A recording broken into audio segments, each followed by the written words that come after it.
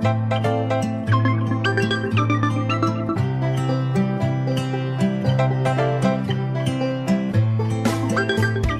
tout le monde! Alors, comment allez-vous? Et ces vacances? Oui, chouette! Pour ma part, je serai en vacances au moment où vous visionnerez cette chronique et je penserai très fort à vous. Pour cette seconde saison de The Aka Show Web TV, j'ai choisi de vous parler du courage. Alors pour moi, le courage, ce n'est pas de la témérité, attention. C'est plus quelque chose qui surgit quand on est face à l'inconnu. J'ai d'ailleurs à ce sujet une très belle citation sur mon site qui est « Le courage est une histoire d'amour avec l'inconnu ». Ça en promet de belles choses, n'est-ce pas? Qu'est-ce que ça signifie? Tout simplement que quand on est confronté à une nouvelle situation, en dehors de nos marques, de nos repères, de nos fameuses petites cases où on range bien tout pour s'y retrouver, pour être sûr de, eh bien c'est à ce moment-là que le courage peut naître. Ce qui signifie qu'il s'agit pour moi d'audace, teintée de confiance et d'une certaine manière d'une petite foi quand même. Attention, rien à voir avec la religion. Souvent, pour ne pas dire très souvent, on se cache derrière la société avec un grand S pour expliquer un peu nos attitudes, nos comportements, nos décisions, voire l'absence de décision. Attention, on n'en est pas toujours conscient parce qu'on a envie d'être supporté, d'être soutenu, d'être encouragé. C'est comme dans les mouvements de foule, on partage les mêmes avis véhiculés par l'entourage, on avance les mêmes arguments, sans les avoir confrontés, les avoir vérifiés, les avoir analysés, non, on répète tout simplement. Parce que penser différemment, c'est être à part, c'est être pris comme étrange, différent, étranger. On risque d'être mis sur le côté et ça, comme on ne rentre pas dans le même moule, finalement, on n'a pas très envie de ça. Et pourtant, c'est votre individualité qui fait qui vous êtes. Peu importe ce qu'on pense de vous, peu importe ce que vous pensez et la manière dont vous le pensez. Ce qui compte, c'est votre intégration propre. C'est-à-dire que, ou vous répétez comme un perroquet ce que vous entendez autour de vous, ou vous avez expérimenté vous-même la validation de ce que vous avancez. Donc, vous avez vécu quelque chose, vous avez été confronté à une situation, vous en avez ressorti l'une ou l'autre conclusion, l'un ou l'autre enseignement, et c'est à partir de là que vous argumentez. Et finalement, le courage, c'est aussi une histoire de liberté de choix, de chemin, et c'est ça qui fait peur le plus souvent. Parce que, mais qu'est-ce que je dois dire dans telle situation? C'est monsieur, c'est madame? Ah ben non, je vous le dis déjà, petite parenthèse, il n'y a plus de mademoiselle, on a simplifié. Et donc, voilà, dès qu'on est laissé libre, parfois ça dérange. Et pourtant, c'est tellement beau. Mais on n'a jamais dit que liberté signifiait sécurité. Et donc, à partir de là, il n'y a pas de formule toute faite. La vie est un processus mécanique, elle n'est pas figée, elle n'est pas certaine. C'est ça toute sa magie. Et comme je le disais, il n'y a pas de formule toute faite.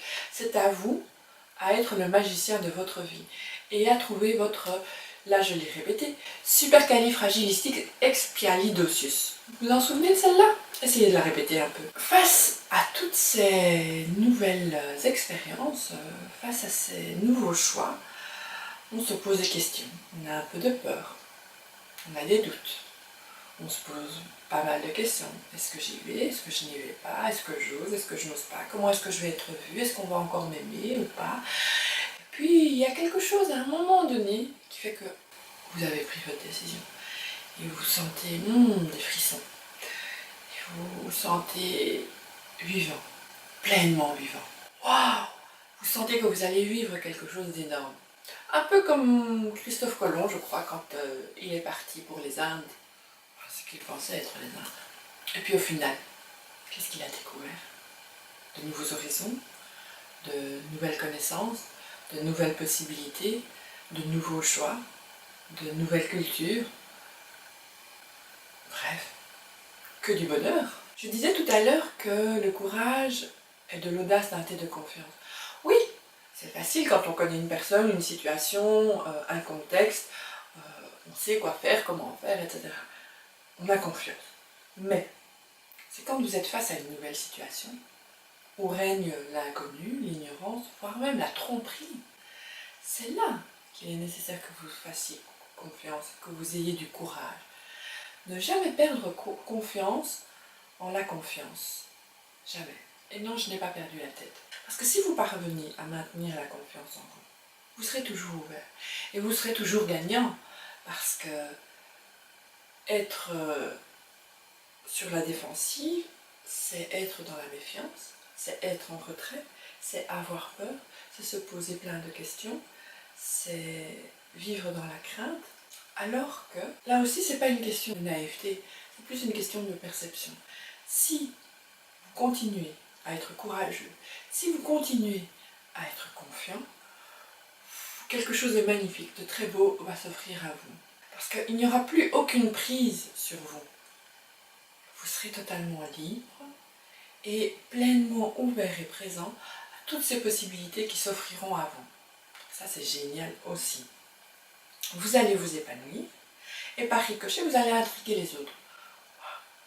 Comme il a l'air nouveau, comme il a l'air bien dans sa peau, comme elle a l'air heureuse. Donc, les gens vont commencer à se dire, mais attends, si il ou elle en est capable, moi aussi je le peux. Soyez simplement qui vous êtes. C'est le plus grand des courages. Pour terminer cette chronique, j'ai envie de partager avec vous un extrait d'un livre qui va sortir la semaine prochaine, le 9 septembre, aux éditions Jouvence. C'est Franz Göttgeböer, le nom apparaît ici en dessous, qui l'a écrit. C'est une réflexion de 5 ans où il s'est posé pas mal de questions et où il offre quelques petits trucs. Le titre, donc je vous montre, c'est « Accueillir le monde avec courage et y cheminer avec conscience ». Il est question de lâcher prise, de spiritualité au quotidien, d'empathie, de liberté, d'alternative à ce que nous traversons aujourd'hui. Alors voici l'extrait. J'aime l'époque à laquelle nous vivons et toutes ces personnes animées de bonnes intentions. Je vois tellement de mes semblables qui ne se résignent pas face à l'overdose de morosité qui nous est servie quotidiennement, par nous-mêmes d'abord, par les médias et par tous ceux qui chantent en chœur que la fin est proche. Je compare ces courageux pionniers aux premiers vertébrés qui sont sortis de la mer, ignorants de ce qui les attendait et de la manière dont ils se transformeraient quelques millions d'années plus tard en un petit singe qui se gratte derrière l'oreille, qui rit et se fait du souci à propos de choses qui ne sont pas encore arrivées. L'homme. Avec ce petit livre, je veux tout simplement vous annoncer que vous n'êtes pas seul. Beaucoup de personnes sont en recherche. Il n'y a aucune raison de perdre courage.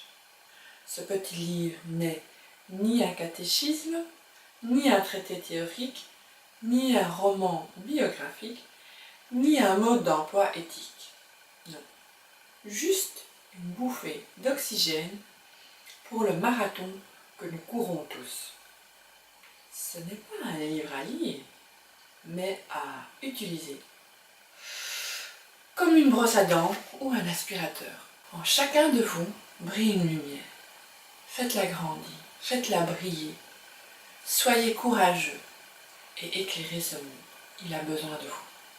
D'ici là, je vous fais des bisous et vous dis à bientôt. Bye bye.